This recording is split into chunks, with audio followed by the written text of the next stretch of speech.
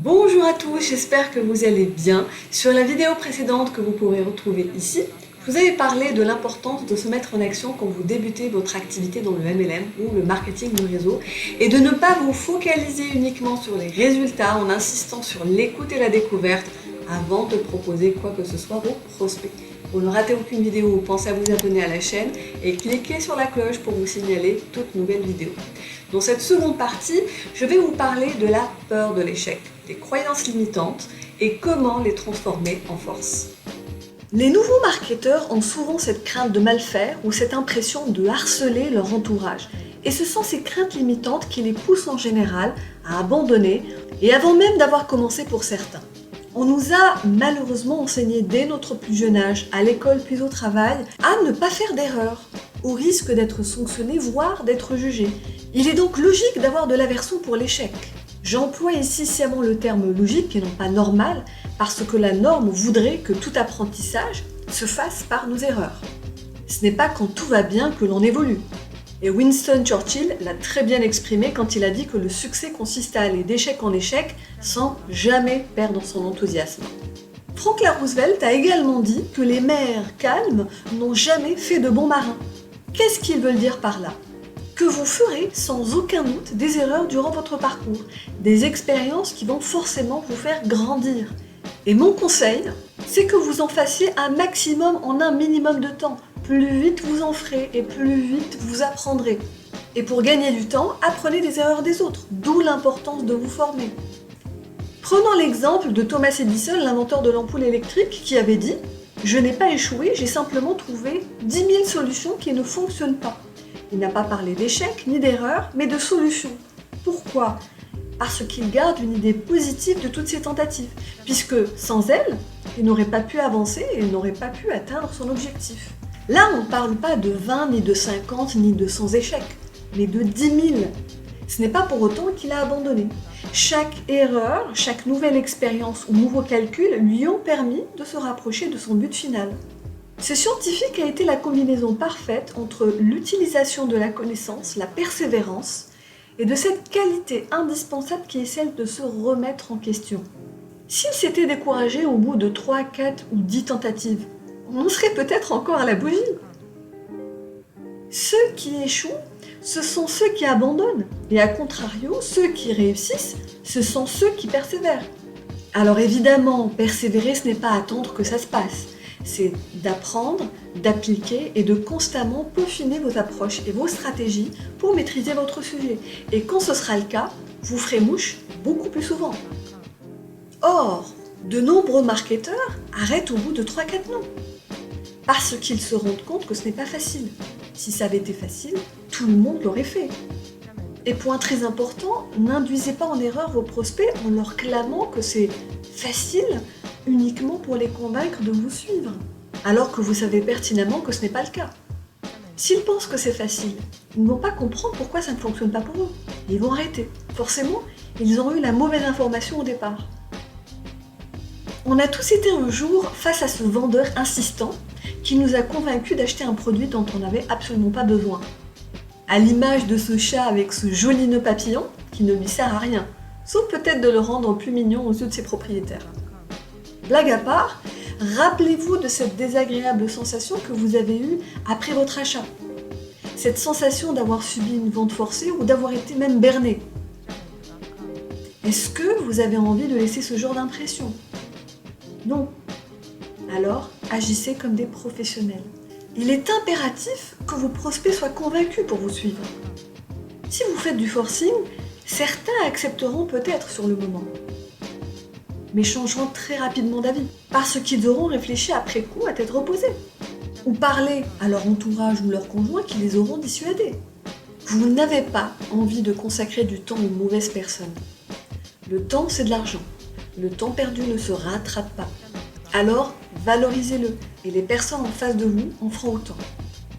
Comprenez et faites comprendre à vos prospects que c'est un métier simple, accessible, mais pas facile. Que ce qui est facile est en général éphémère, il ne dure pas. Ce sont les réalisations les plus difficiles qui sont les plus pérennes, les plus formatrices et les plus valorisantes. Vous ne pouvez pas vous attendre à avoir du succès sans avoir obtenu ce qu'on appelle le diplôme de l'échec. Ayez en tête que le succès est fait de 99% d'échecs. Il faut que vous en ayez une réelle conscience. Si vous l'intégrez et que vous vous préparez à l'accepter avant d'entamer tout nouveau projet, vous aurez plus de chances de tenir la cadence dans la durée et vous persévérerez malgré les différents obstacles que vous rencontrerez. Pourquoi ? Parce que vous aurez accepté le fait que vous devrez indubitablement rencontrer en chemin des échecs avant d'atteindre votre but.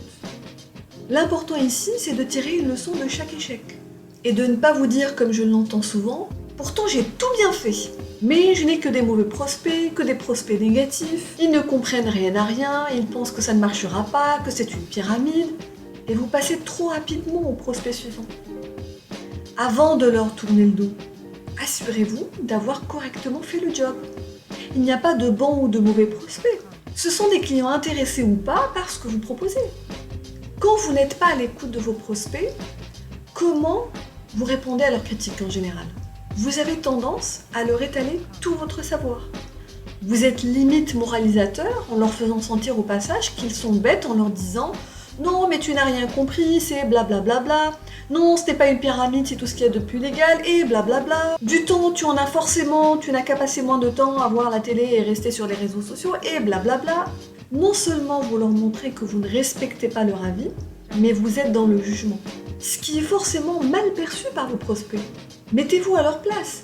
Est-ce que vous pensez que c'est engageant ? C'est le meilleur moyen de les faire fuir. La question que vous devez vous poser, c'est « Qu'est-ce que j'ai fait ou dit qui l'a poussé à avoir cet avis ou cette réaction ?» Plutôt que de critiquer leurs croyances limitantes ou leurs idées reçues, utilisez-les de façon subtile pour leur montrer que ce qui les bloque n'a pas lieu d'être. Et que ça peut même être la solution pour eux.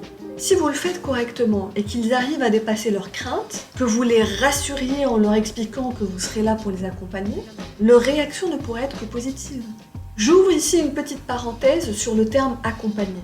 Qu'on s'entende bien là-dessus, les accompagner, ce n'est pas faire le job à leur place. Parce que certains ont tendance à mal se faire comprendre. Expliquez-leur que vous êtes là pour les aider, les former et les accompagner pour leur faire gagner du temps et pour les rendre autonomes le plus rapidement possible pour qu'ils puissent en faire autant avec le réseau. Parenthèse fermée, revenons-en à nos moutons. Donc, au lieu de déverser votre savoir sur vos prospects, posez-leur des questions pertinentes, laissez-les s'exprimer et soyez à l'écoute.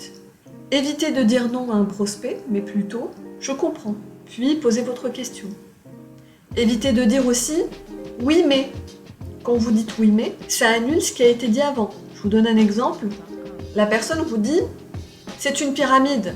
Si vous lui répondez « oui mais », ça veut dire que vous lui dites « oui » pour lui faire plaisir, mais le « mais » veut dire qu'il n'a pas raison et que vous allez lui dire ce qu'il en est. Donc faites très attention aux non et oui mais. Ce sont des réflexes au départ qu'on a, qui ne sont pas toujours évidents à corriger, mais à force de les travailler, vous allez pouvoir les éviter. Et adapter évidemment vos questions par rapport aux objections de vos prospects. Plutôt que de dire « non, ce n'est pas une pyramide », dites-lui « je comprends ». Et qu'est-ce qui te fait penser que c'est une pyramide ? Qu'est-ce qu'une pyramide pour toi ? On n'a pas tous la même notion des choses, donc c'est très important de les laisser s'exprimer. Et pour quelqu'un qui n'a pas trop compris le principe, plutôt que de lui dire « non, mais tu n'as rien compris, c'est ça, ça », dites-lui « je comprends, qu'est-ce qui n'était pas clair pour toi ? Pourquoi penses-tu que ce n'est pas fait pour toi ? Qu'est-ce qui te fait penser que ça ne marchera pas ? Je comprends. Quand tu me dis que tu n'as pas le temps, qu'est-ce que tu veux dire par là ? Tu me dis que tu n'as pas d'argent, c'est-à-dire, est-ce que tu n'as pas la somme ou est-ce que tu as la somme et que tu la réserves à autre chose ? Le but ici, c'est que vos prospects vous partagent leurs craintes limitantes et leurs idées reçues, pour comprendre les causes de leurs réactions afin de mieux les conseiller. Creusez et essayez de comprendre leur motivation. Les gens ne vont vous écouter que s'ils pensent avoir un intérêt à le faire. Si vous savez susciter leur intérêt et que vous comprenez leurs besoins et leur expliquez par la même occasion que vous avez une solution qui pourrait leur convenir, vous aurez toute leur attention. Et c'est à ce moment-là que vous pourrez leur proposer la solution la plus adaptée pour eux et que vous augmenterez par la même occasion vos chances de réussite. Il faut qu'il y ait un rapport de gagnant-gagnant. Prenons un exemple tout simple pour que ce soit plus parlant pour vous. Imaginez que vous êtes malade et que vous allez chez votre médecin. Avant de vous diagnostiquer un traitement, il va commencer par vous poser des questions. Il va vous demander pour quelle raison vous êtes là, où vous avez mal, vous palper, prendre votre tension. Et ce n'est qu'après qu'il va vous dire ce que vous avez et qu'il vous fera une ordonnance. Je vous laisse imaginer maintenant le même cas avec un médecin qui ne vous pose aucune question et ne vous ausculte pas, et qui vous donne directement le traitement qu'il pense être le plus approprié par rapport à son intuition, ou pire encore, par rapport aux médicaments qu'un commercial de laboratoire lui aura conseillé de vendre. Qu'est-ce que vous allez en penser? Que ce médecin est évidemment incompétent. Ça n'aurait pas de sens. Pourtant, c'est ce que vous faites avec vos prospects. Vous leur proposez une solution sans prendre le temps de comprendre leur situation ou leurs besoins. Pour résumer, faites de vos échecs une occasion pour vous améliorer et sachez dépasser vos croyances limitantes ainsi que celles de vos prospects grâce à des échanges de qualité, en posant les bonnes questions et en étant à l'écoute. Vos résultats n'en seront que meilleurs. C'est tout pour aujourd'hui, ne ratez surtout pas la troisième partie de cette formation qui aura comme thème le pouvoir de la vision et de la motivation et de l'impact que cela peut avoir sur votre business. Si vous avez aimé cette vidéo, pensez à mettre un pouce, mettez-moi un commentaire pour me dire en quoi cette formation vous a aidé. Ça permettra par la même occasion de mieux référencer cette vidéo sur YouTube, une bonne façon d'en faire profiter d'autres personnes. Abonnez-vous à la chaîne et cliquez sur la cloche pour ne rater aucune vidéo. À très bientôt, ciao ciao.